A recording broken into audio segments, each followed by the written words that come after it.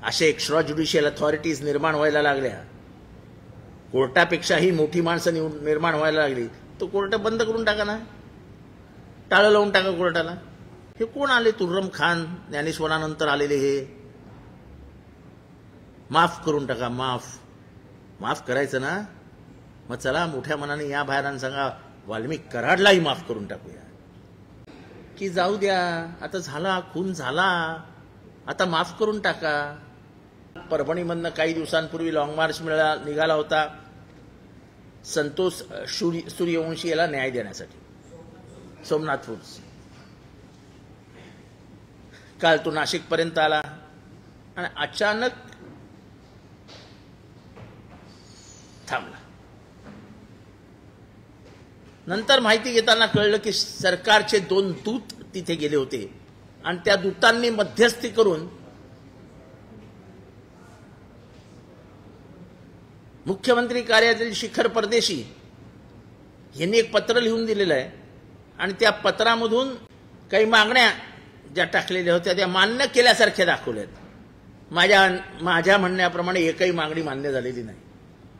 माझा पहिला प्रश्न सरकारला आहे, हे कोम्बिंग ऑपरेशन कोणी केलं? या कोम्बिंग ऑपरेशनचा लाठीचार्जचे आदेश कोणी दिले? हे लाठीचार्जचे आदेश देणारे उमाप कुठे होते? सगळे अधिकार असलेले उमापांवरती ह्या सरकारने आतापर्यंत काय कारवाई केली? आतापर्यंत हवालदार सस्पेंड न करता आता अचानक 5 हवालदार कसे काय सस्पेंड केले? तुम्ही काय लोकांना मूर्ख समजता काय? आणि सरकारने हे दूत पाठवण्याचे काम करायची कशाला? आणि तो दूत जाऊन भाषण करतो का? सोमनाथ सूर्यवंशी मागासवर्गीय आहे, त्याच्या मागे आर्थिक ताकद नाही, त्याच्या मागचा समाज मोठा नाही, म्हणून खून माफ. मग एक काम करा ना साहेब, एवढे क्षमाशील झालात तुम्ही, एवढं अचानक तुमच्यात दातृत्व संत महात्म्य घुसलाय, तर येरोडापासनं ठाण्यापर्यंत, तळोजापासनं कोल्हापूरपर्यंत सगळे जवळ मोकळे करून टाका आणि जे कोणी खुनी असेल त्यांना मोकळं करून टाका. माफ. नवीन धोरण करायला पाहिजे या सरकारने, कारण का हे बोलणारा दुसरा कोणी तिसरा नसून हा सरकारचा दूत म्हणून गेलेला माणूस होता. त्याची बोलण्याची हिंमत कशी होते की माफ करून टाका? अरे पोटचा पोरा गेलाय रे, पोटचा पोरगा गेला आईचा. त्या आईच्या यातना काय आहेत? जेव्हा तिने 10 लाख रुपये नाकारले तेव्हा त्या यातन्या स्पष्टपणाने दिसल्या. जेव्हा तिने सांगितले की माझा पोरगा आणून द्या, तुमचे 10 लाखाची भीक नको मला. जी आई हे बोलू शकते त्या आईला तुम्ही सांगता माफ करून टाका. राजीव गांधींचे हत्यारे, म्हणजे ज्यांनी राजीव गांधींची हत्या केली, त्यांना जेव्हा शिक्षा झाली आणि त्यांचा खटला चालू होता तेव्हा गांधी कुटुंब म्हणजे राहुल गांधी, प्रियंका गांधी, सोनिया गांधी यांनी निर्णय घेतला की आपण माफ करून टाकू. कायद्याने अधिकार नाही. खून is a murder is a murder and it has B look, म्हणजे दृष्टीनेच बघायला पाहिजे खून कोण आहे. हे कोण आले? तुर्रम खान, ज्ञानेश्वरानंतर आलेले, हे माफ करून टाका. माफ करायचं ना, मग चला मोठ्या मनाने या बाहेर आणि सांगा वाल्मिक कराडलाही माफ करून टाकूया. बोला हिंमत असेल तर. मी अक्षय शिंदेवर बोललो होतो तेव्हा पण हे बोलले होते, नाही हे बरोबर नाही, भूमिका बदलता कामा नाही.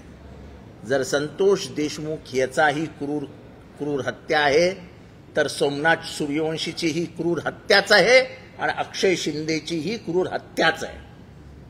ते तिन्ही खूनच आहेत आणि खुन्यांना क्षमा करण्याची कुठलीही तरतूद डॉक्टर बाबासाहेब आंबेडकरांनी संविधानात ठेवलेली नाही. तेव्हा नवीन संविधानाचा निर्माण करा आणि तुम्हाला पाहिजे ते खून सोडून द्या, किंवा सरकारने पुढच्या 15 दिवसात एक पॉलिसी आणावी आणि सांगावं की आतापर्यंत महाराष्ट्रामध्ये झालेले खून हे क्षमाशील शासन आलेलं आहे, हे सर्वसामान्यांचं शासन आहे, क्षमाशील आहे, आम्ही सगळ्या खुन्यांना आता मोकळं सोडतो आहोत. एकट्या त्या सोमनाथ सूर्यवंशीच्या खुन्यांना कशाला सोडता?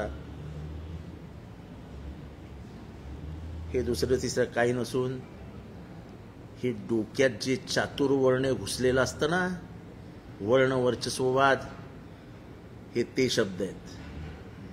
सोमनाथ सूर्यवंशी दलित, अक्षय शिंदे दलित, मग त्यांना न्याय मिळाला काय, नाही मिळाला काय? ना त्यांच्यावर समाज उभा राहणार आहे, ना त्यांच्यावर कोण पैसा येणार आहे, ना ते बिचारे खटला लढू शकतात. पण ह्या चुकीच्या समजुतीखाली या सरकारने राहू नये.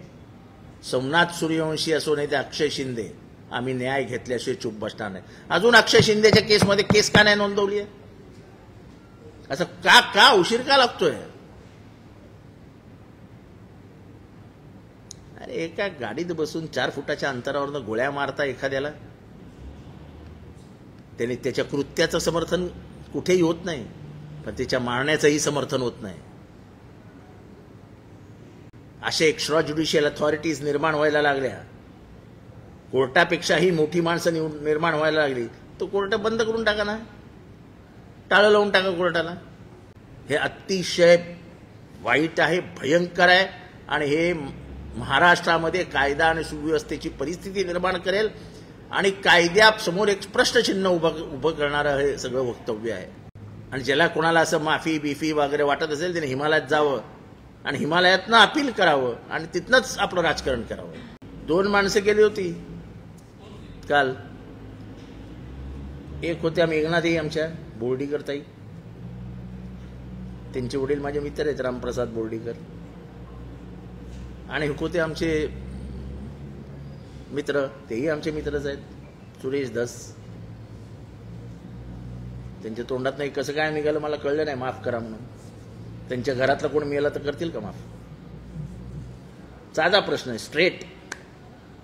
उद्या माझ्या घरातल्यांची कोणाची हत्या झाली तर मी दाखवीन का मोठं मन माफ करून टाकायचं? बोलायला खूप सोपं आहे. कारण सोमनाथची बिचारी एकट्याची आई आहे, तिची जात कमकुवत आहे, तिचा समाज कमकुवत आहे, तिची आर्थिक बाजू कमकुवत आहे. तिला काय सांगायला जातं माफ करत माऊली? ती माऊली माफी करून टाकेल, पण ती माऊली माझ्या अंदाने खूप खमकी आहे, ती माफ बीप काही करणार नाही. माझी पहिल्यापासूनची भूमिका आहे की सोमनाथ सूर्यवंशीची क्रूर हत्या झाली, त्याला मारला, नंतर त्याला जेल कस्टडीत नेला, म्हणजे जेल कस्टडी म्हणजे मॅजिस्टेरियल कस्टडीमध्ये मेला, आणि तो मॅजिस्टेरियल कस्टडीमध्ये त्याचा मृत्यू झाला. तो मेला किती वाजता, तो मेला कशाने, त्याला हॉस्पिटलमध्ये आणला तेव्हा तो कसा होता, त्याला काय त्रास झाला होता, त्याच्या पोस्टमॉर्टम रिपोर्टवर लिहिलेलं आहे shock due to multiple injuries. हे मल्टिपल इंजरीज त्याच्यावरती आल्या कुठनं, हे असा सगळ्याचा शोध पोलिसांना घ्यावाच लागेल. महाविकास आघाडी म्हणण्यापेक्षा समाजामध्ये अस्वस्थता निर्माण होते. एकीकडे अक्षय शिंदेच्या आई वडिलांवरती एवढा दबाव टाकला जातो, राजकीय दबाव, आर्थिक दबाव, पोलिसांचा दबाव, की दोघं आई वडील उठतात जातात कोर्टात, आम्हाला खटलाच चालवायचा नाही. जी आई 2 महिन्यापूर्वी बोललेली की माझा पोरगा दोषी नाही, माझा पोरगा फटाकाही फोडू शकत नाही, एवढा घाबरट आहे तो, त्याची आई उठून सांगते जाऊन कोर्टात की मला खटला नाही चालवायचा. काय चालू आहे महाराष्ट्रात? हे एक्स्ट्रा ज्युडिशियल अथॉरिटीज कुठनं निर्माण होत आहेत? कायद्याच्या कक्षेच्या बाहेर जाऊन स्वतंत्रप्रमाणे नवीन स्वतःचा कायदा निर्माण करून न्याय व्यवस्था चालवण्याचा हा कोण प्रयत्न करतंय? आणि त्याला महाराष्ट्र मान्यता देणार आहे का? आज अक्षय शिंदे त्या घरात आहे, आज सोमनाथ सूर्यवंशी त्या घरात आहे, उद्या तो तुमच्या घरात येणार आहे. जेव्हा पोलिसी राज्य निर्माण होतं तेव्हा मग ते कोणाचं काय बघत नाहीत. म्हणून police state is always a dangerous state and the biggest threat to democracy is a police state.